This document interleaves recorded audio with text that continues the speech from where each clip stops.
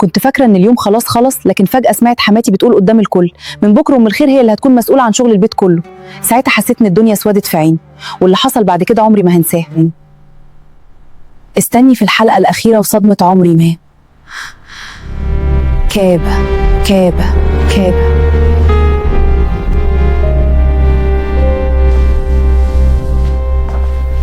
النهاردة عندنا عزومة كبيرة، يلا يا أم الخير، لسه وراكي شغل كتير.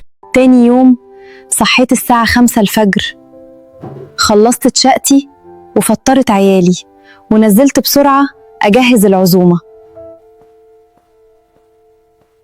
يلا يا أم الخير، الضيوف قربوا، لسه المحشي والفراخ والرز.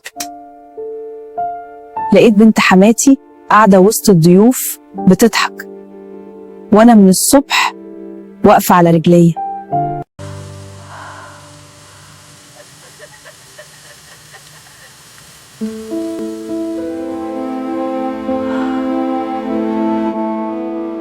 وأنا بغسل المواعين سمعت حماتي بتتكلم مع بنتها، والكلام اللي سمعته خلى الدنيا اسودت في عيني.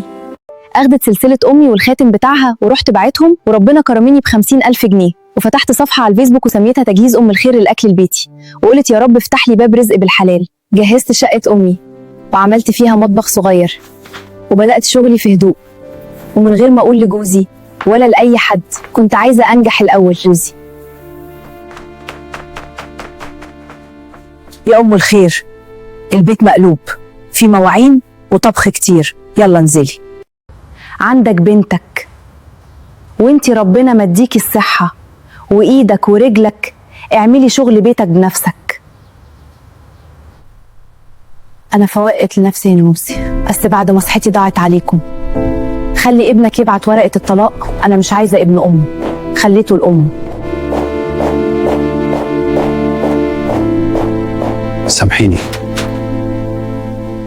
أنا غلطت في حقك وعرفت قيمتك متأخر. أنا فوقت لنفسي وربنا كرمني. ارجع وعيش حياتك وأنا هكمل طريقي مع أولادي. لو القصة لمست قلبكم متنسوش اللايك والاشتراك، واكتبولي بتتابعوني من أي بلد، ولو حابين تدعموا أم الخير ابعتولي نجوم. والسلام عليكم ورحمة الله وبركاته.